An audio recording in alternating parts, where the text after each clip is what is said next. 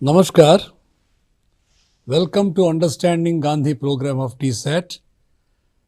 And today we have a very important person in our studios. That is Tushar Gandhi, who is a Gandhian scholar, Gandhian activist, and also a member of the Gandhi family. He is the great grandson of Mahatma Gandhi. He is a son of Manilal Gandhi, who is the second son of Mahatma Gandhi. Welcome, Tushar Gandhi ji. Thank you. Thank you. I'm privileged to be in the studios of 𝗕𝗏 and to be on the program Understanding Gandhi. Thank you very much. So when we talk to you, I am partly emotional. That is a limitation that I have, but still I'll try to manage those emotions, and I'd like to talk to you and bring the best to the audience of 𝗕𝗏 for the Understanding Gandhi program. First of all, I would like to ask you how it feels like being a member of the Gandhi family. It is indeed a privilege and honor to be a part of the biological family. Having said that, I have always realized that Bapu had grown much larger than just being a head of a biological family. And he had embraced humanity in general, and in particular the weakest sections of humanity. And so I have no problems in sharing him with those who believe in him, those who believe in his ideology, and I always considered myself to be on par with all of them. In fact, I am more interested in knowing about your South Africa connection, because we are all very much enamored by South Africa, because South Africa is a land which made Mohan the Mahatma. And after Mahatma Gandhi returned from South Africa to India in the year 1915, your grandfather, Manilal Gandhi, went back to South Africa to continue Gandhi's work there. And your father, Arun Gandhi, is one of the great examples of Gandhian scholarship. And your connection with South Africa for us is very significant, because the greatest gift of Mahatma Gandhi to mankind is Satyagraha. It was born in South Africa. And particularly the incidents, the train incident in Pietermaritzburg on the night of June 7, 1893, where Gandhi was thrown out of the first class compartment for being a colored person, in fact changed his own course of life and perhaps the world history. So how do you analyze this South Africa connection? As I said, it is a privilege for me. My grandfather was sent back to South Africa by Bapu. After he came back over here, my grandfather had accompanied him, and initially he stayed with Bayan Bapu first in Shantiniketan and then at the ashrams that they were established. But when Indian Opinion and the Phoenix Ashram were being not efficiently run and were floundering, Bapu decided to send my grandfather Manilal to South Africa and told him that he should manage the ashram as well as publish the Indian Opinion. And my grandfather initially went alone and started taking care of the running of the ashram and the publication of Indian Opinion. And then after marriage, he took his young bride Sushila, my grandmother, back to Phoenix near Durban. And they lived always over there. Their family, their children were born there, and they brought them up on the ashram. All three of them, my father and his two sisters, were also they grew up at the Phoenix Ashram. And after my grandfather's passing, my grandmother Sushila took over the job of running Phoenix Ashram And she continued to publish the Indian opinion till finally it became impossible for her alone to keep it going, and reluctantly she had to close it down. I had the privilege of spending a few years in my childhood with her at the ashram, and so I got to know of the ashram and its importance in my great-grandparents' life. So yes, South Africa was like the catharsis that converted Bapu into a mass leader, and at that time also, because whatever he gained from the Satyagraha in South Africa was very astonishing, because it was believed that nobody could get the better of the empire. Right. And what he achieved in South Africa was considered to be very significant by all the colonized people. And so South Africa became very important in Maybe his life. South Africa was a preparatory ground, training ground for Gandhi to take on the struggle in India? Yes, it was in a way like a laboratory of him becoming the public leader. There were a lot of mistakes on his part personally and in his strategies, but we must understand that he was an ordinary human being who was trying to come to terms with an extraordinary situation and find a method of changing it, making it more compassionate and things. And in those kind of times, you do make mistakes. More than that, I would feel Gandhi was more spiritual. Spiritual awakening was in Gandhi more in South Africa. That has become his strength in fighting for justice, for freedom. So I think South Africa had something very important in shaping Gandhi's mind, Gandhi's technique of non-violent resistance to injustice. Yes, and also the spirituality of Bapu was firmly embedded in truth and impartial truth, because today it is not as if we don't have truth in our society, but it is a truth that is livable, that we can live with. Right. It's a selfish version of truth. My truth. My truth, to a certain extent our truth, but not a all-encompassing universal truth where your personal interests have no space. Where Bapu, his spiritualism was that he realized that truth means me becoming completely irrelevant. He said, I want to reduce myself to zero, he said.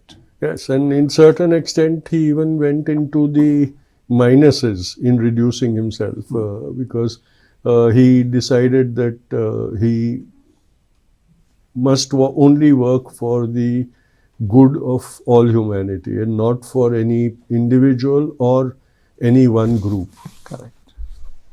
Now, when Gandhi fought for the freedom of India, he had a great vision because it's a long life. Yes. So, from 1915 when he came back, till 1947, till we attained independence. It's a long journey.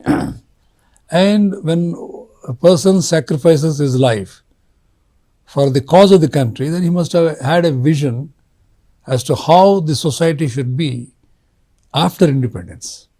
So what is that vision, and how do you see the reality of the post-independent India? Well, I'll just see, this answer has a very vast, discussion has a very vast answer.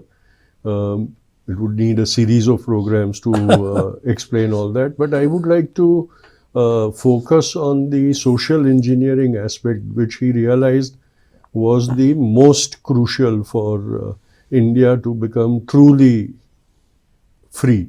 And that's where the freedom that we got on 15th August 1947, he termed it as incomplete freedom and said that this is only political freedom. Purna Swaraj is yet to be achieved. And by that he meant that in true spirit of the word freedom, all the people of India should be free of everything that traps them, makes them captive and holds them from achieving their true potential, needs to change. And there, the biggest obstacle to it he saw was the caste hierarchies, the 𝗕𝗏𝗏, as he said. We must realize that from endorsing the 𝗕𝗏𝗏 system at one stage, he evolved to a state where he called it the greatest evil and the sin of Hinduism.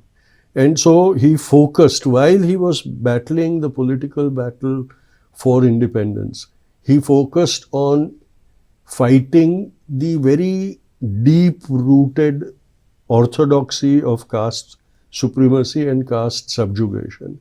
And in his very unique manner, he did not decide to change it from the top to the bottom. He started working at the bottommost level of society, and he says, one after the other, the symbols of this subjugation must be removed. He realized, even when he was in South Africa and he used to come to India and attend the sessions of the Indian National Congress, he noticed that all the Congress leaders who were attending those conventions used to sport headgear which announced their social status, their caste status, their regional status. And so the stage at those conventions would have these personalities wearing their headgear which announced the differences. Right. And he said, as long as this practice continues, how can we justly talk about unity of it? And so this cap that we wear today, which came to be known as the Gandhi cap, he designed it to take away all those visual identities of caste supremacy, regional separatism and all that. And when he took control of the freedom movement, he said that the Congress must always wear this cap. It wasn't a symbol of the Congress as much as it was a symbol of getting rid of those caste equality and talk about equality. Today, unfortunately, we see those symbols gaining dominance in the society. You see the reappearances of the different headgears. The Congress seems to shy away from this cap also. And the other thing that you notice is how caste is advertised on the foreheads. All the tilaks denoting the castes and things. It is just to show the caste statuses, but it also reinforces the hierarchies of that caste and announces to the world that I am from the upper caste, I am from the privileged section of society. So this is his unique manner in which, while he was fighting for the freedom of the country, he was also working continuously to correct all the flaws and faults that were in the society. He was working on all fronts.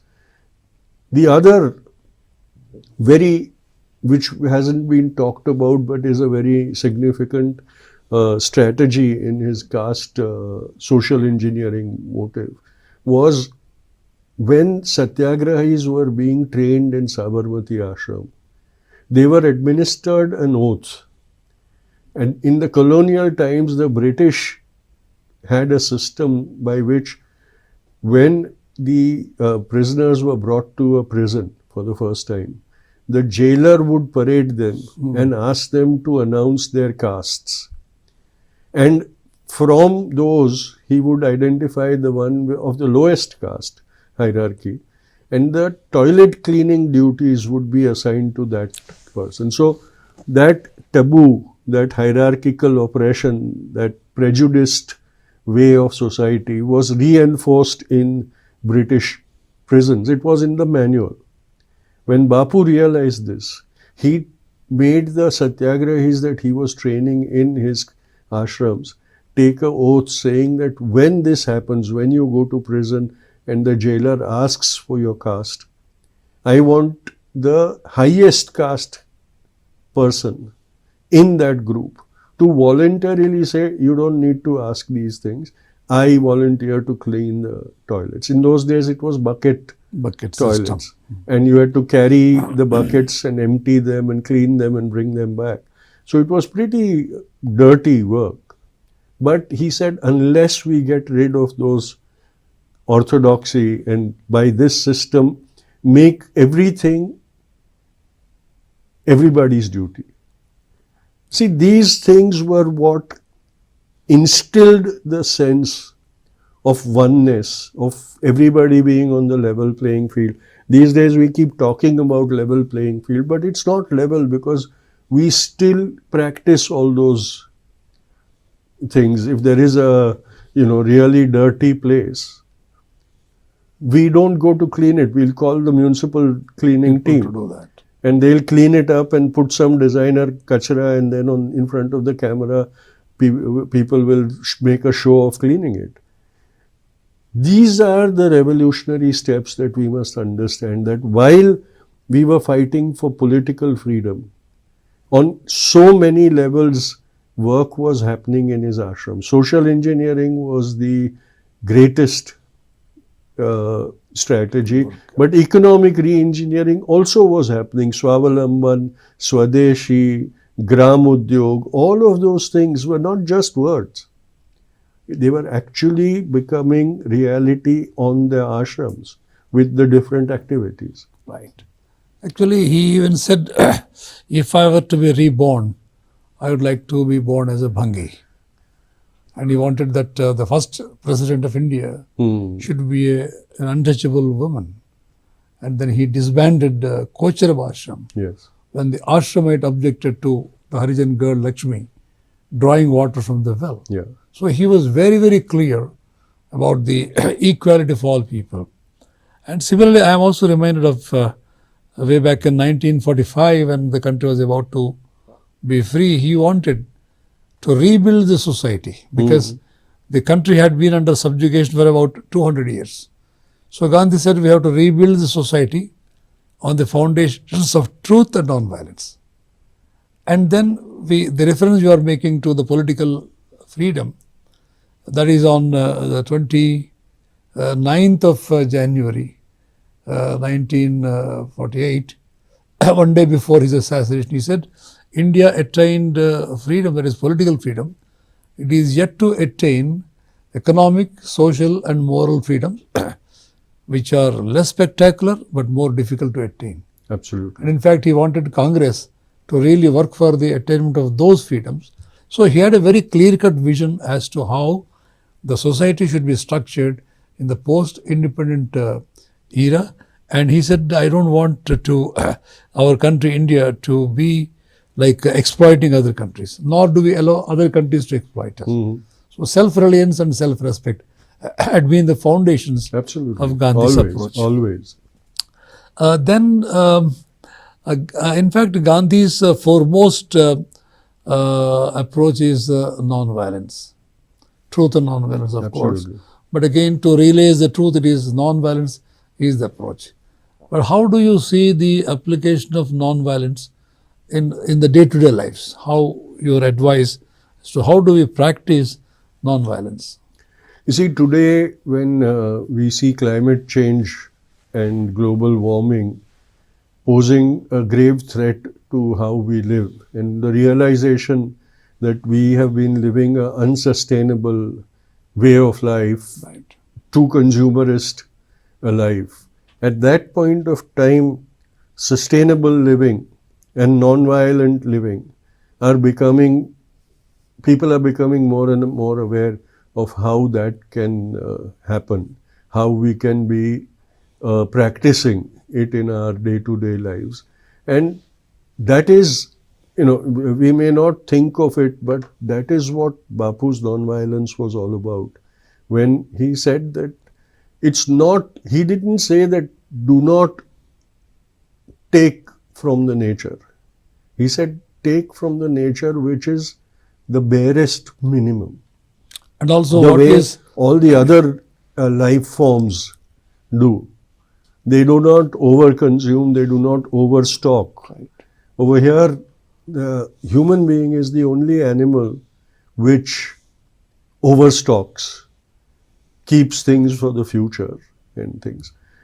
You know, even a wild predator, although they hunt prey and keep it, but they do not hunt again till they have finished consuming the prey that they had already hunted. Whereas even before our one meal is over, we are planning for the next meal and we are providing for the next meal and things. I'm not saying that we should live from one meal to the next, but we should confine ourselves to deciding what is the minimum that we need to consume. And that is, overconsumption also is a form of violence. We don't understand the various forms of violence, the violence of thought, the violence of language, the violence of over-consuming, the violence of wasting. All these forms of violence need to be understood. It's not just the absence of conflict and physical violence that Bapu talked about. I think he talked more about the indirect forms of violence. What my father used to talk about, passive violence, where you don't go around killing people and hitting them, but your actions contribute towards endangering lives of others as well as yours eventually. So Gandhi said poverty is a form of violence. Poverty, ignorance, pollution, the lack of education, corruption, everything that is outside the pale of morality, ethicality, is a form of violence. That is what we need to understand. So the foundation for all these things, I think, is greed. Greed and selfishness is the foundation of, and the major cause of violence in every form it takes. So Gandhi always said and emphasized that there is enough. Even, the nationalism that we see practiced under the guise of patriotism today is violent because we exclude everybody else. We exclude a large part of humankind because we have confined ourselves to one geographical entity, one religious entity. And everybody outside that pale of acceptance is... They're almost like enemies. Not almost, they are enemies. They are enemies. And so that itself, patriotism today itself has been turned into a violent commodity. And the sense of, we talk a lot about 𝗧𝗦𝗔𝗧 𝗕𝗅𝗺𝗺, but our doors are always shut. The physical doors of our home and the doors of our minds are always shut, and we only allow entry to people whom we first sort under various categories. That's violence also, and that makes that whole concept of 𝗧𝗦𝗔𝗧 𝗕𝗅𝗺𝗺 a complete hypocrisy. In fact, here I would like to bring a point that Gandhi in his life never organized people in the name of religion, in the name of caste, in the name of region, in the name of language, but he organized only in the name of nationality. That to fight the British imperialism and the British rule. But again, he was very quick to say, my patriotism is only a stage in my journey for eternal liberation and peace. Yeah. So today I am working for the cause of the Indians, but otherwise I am a universal man. So even to think that I am a patriot is a form of violence. Yes. So Gandhi was beyond that. And another thing is, Gandhi's nationalism is coextensive with the boundaries of the country. Not that if you belong to a specific religion, you become a citizen. It is not that. So Gandhi was so encompassing that everybody who is born here on this land is a citizen, having equal rights. Yes. That's what he preached and that's what he proposed. Yes. Because he knew that if any form of segregation was practiced in independent India, it would perpetuate the caste oppression. It would perpetuate the classifications. It would perpetuate the hierarchies. And he said, we must remove all those. And that can only be removed if that ingrown sense of separatism is first not attacked and banished from our nature. Unfortunately, everyone who tried that, the very, very deeply rooted caste Hindu ideology defeated them, whether it be the spiritual engineering of Bapu or the social legal re-engineering of 𝗪𝗏 the system ensured that their best of intentions were defeated and corrupted. And that is where we see the situation in the present times. Actually, Gandhi said, I am a Hindu, I am a Muslim, I am a Christian, I am a Parsi. So Gandhi never talked about religious tolerance. But he said, 𝗧𝗏𝗧𝗦𝗔𝗧 𝗧𝗦𝗔𝗧 he did not talk about. He said, 𝗧𝗏𝗧𝗧 𝗪𝗏. I belong to every religion is mine. So he never accepted any kind of conversion. Why just Bapu? Swami Vivekananda also talked about the You be a good same Hindu. thing. Yeah, he said to be a good Hindu, you have to be a good Muslim, a good Christian, and accept and honor every religion. So through times, all the people that we hold as iconic leaders have said the same thing. Right. There's only one ideology which has always talked about separatism, caste hierarchies, supremacies and all that. And that is what is today the greatest bane of India. Threat to India also. Threat to its existence, because India cannot exist as a single identity, single religiosity, single identity, single community group nation. It is the original rainbow nation. Right. And we have to accept it. South Africa and Mandela embraced that ideal from Bapu. Otherwise, the whole of African continent is riven by tribe divisions. South Africa was one of the few nations in the African continent which also had along with the tribal separation, it had race separation also.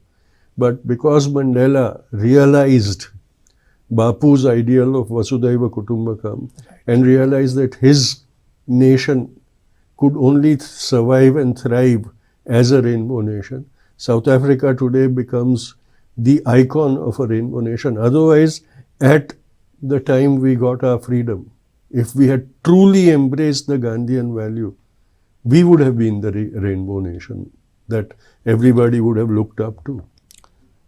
Gandhi never saw religion as a label. No. Because today, the country, people are trying to segregate, organize people in the name of religion, using religion as a label. Yeah. For Gandhi, religion is that which changes one's nature, which indissolubly binds oneself to the truth within, and which ever purifies. The usual connotation, usual way in which religion is understood is totally different from the interpretation that Gandhiji has given. Bapu's religion was a spiritual practice. Right. Today, religion has been reduced to rituals, and its practice is only in performance of those rituals. There is no understanding of the ritual. Bapu's religion was part of his soul, part of his Atma. Today, religion is worn on the shirt sleeve and advertised that way. There is a big difference in putting on a show of religiosity and being religious in the true spiritual manner.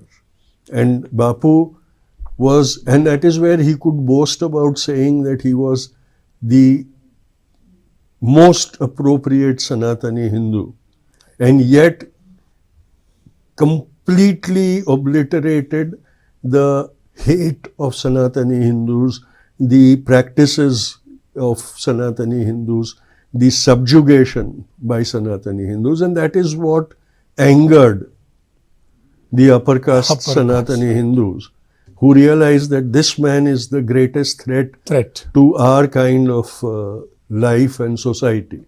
And that's why he had to be gotten rid of. And they did it. And they did it. And they're still doing it, because after killing him, they realized that his thought became even bigger and more omnipresent than he was physically. And so for 75 years, they have continued with the campaign of misinformation and defamation against him, and succeeded to a very great extent. So this is one point I would like to bring in our discussion, the kind of criticism, the kind of diminishing Gandhi's image. What do you think is the purpose and the kind of groups who are behind that? Well, what I said, that they realized that after murdering him, his spiritual identity has become even larger, even more omnipresent, and it dominates the minds of people. And so for 75 years, they have kept on a campaign of propaganda which is based on lies, which is not even based on truth, to malign him, to attribute, apportion blame where it is not, he doesn't deserve it. And the criticism and hate of Gandhi emerges and thrives from ignorance. People have stopped trying to discover the ideal for themselves and rely initially on people whom they believed to be their guides and their mentors, now on social media and WhatsApp University. And so we see that erosion of Gandhi's identity from society, and the defamation is becoming more and more successful. But as soon as they start making an effort to understand Gandhi on their own, not from what prejudiced people have written about him, trying to be brave enough to discover Gandhi in his own words, they realize why that man had become Gandhi, the Mahatma. But I believe that the alienation with the people is also because we who call ourselves Gandhians have also always promoted the identity of the Mahatma. And we have failed to understand that Mohandas Gandhi was much greater than Mahatma Gandhi. We have to understand the difference. Mahatma was a label which was put on him to make him larger than life. And that also led to make him unbelievable. People started making that excuse that he was a Mahatma so he could achieve all that, and forgot that he was a very ordinary person who had his weaknesses, who made mistakes, but what made him unique was that he honestly admitted to his mistakes, he reformed, and he ensured that after that he would never make that mistake again in his life. That made him extraordinary, and that you see the evolution of a person. Unfortunately, we also in our worship of Bapu have always promoted Mahatma, Mahatma, Mahatma, and imprisoned Mohan in that Mahatma kind of fame. And so I have made it my life's mission to talk about Mohandas Gandhi and say, yes, he made mistakes. We started with South Africa. I would like to take this opportunity to say, today, on the African continent and amongst the African people, there is a campaign to say Gandhi was racist. And it is based on a few articles that he wrote while he was in South Africa, where he used very horrible terms to... The existing nomenclature. Yeah, it was an existing nomenclature. He used that. And we cannot make any excuse for that. What we have to understand is, at that point of time, Mohandas Gandhi lacked worldview. He was from a small town in India, living in a very orthodox, upper caste Hindu family, which practiced all the prejudicial, hierarchical subjugation of the lower castes. He did not have... Then he goes to England, the Victorian England, where in their own way they have those race hierarchies that are practiced, and all the colonials are termed to be inferior to the British people. And that is where he gets the notion that that's how life is. Then he goes to racist South Africa, where it is a institutionalized practice to be racist, to deny human existence to those who are not white. And so in that phase of evolving, if he used those terms, we must understand that. Criticize him, definitely criticize him, but also look at what he did in practice. While he used those terms in his writings, or sometimes in his speech also. And when the Zulu uprising happened, and he saw the brutality of the British soldier, he didn't subscribe to the theory that savages must be dealt with like this. He saw the Zulus as human beings, and he empathized with the suffering and the injustice that they were being subjected to. And he worked to bring relief to them. If he was a racist, he wouldn't have even felt that injustice was being... Yeah, it wouldn't have touched him. So these are the kind of things that need to be understood. The difference in the limitation of language versus the practices of the human being. They should be But compared. because everybody thinks of him as a Mahatma, they are not prepared to allow him the liberty of having made mistakes. And he said, how come? He's a Mahatma, how come he did that? But we should also consider the age. The age. At what age? The evolution of a global person. All that needs to be evolved. Yes, if we had still been using that terminology in 1948, then I would have no hesitation in condemning him. But don't condemn him for something that he did in the first 2 decades of the century and ignore all the things that he did later on. Yeah. So finally, before we conclude, would you like to give some message to our audience, especially the youth?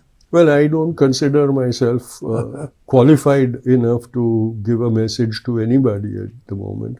What I would like to say is that please don't rely on anybody else to discover the ideal of Gandhi, the method of Gandhi and what he achieved, because no one is a better guide to the Gandhi ideology than Mohandas Gandhi himself. Read what he has written first, then read what others have written about him, and find out the real person who will then become much easier to emulate than the false identity of the Mahatma. Thank you very much. In fact, you have enlightened us. It is one of the wonderful programs we had. Thank you very much for coming to the studios, and we look forward to your visit again to enlighten us more and more. Thank you. Thank you.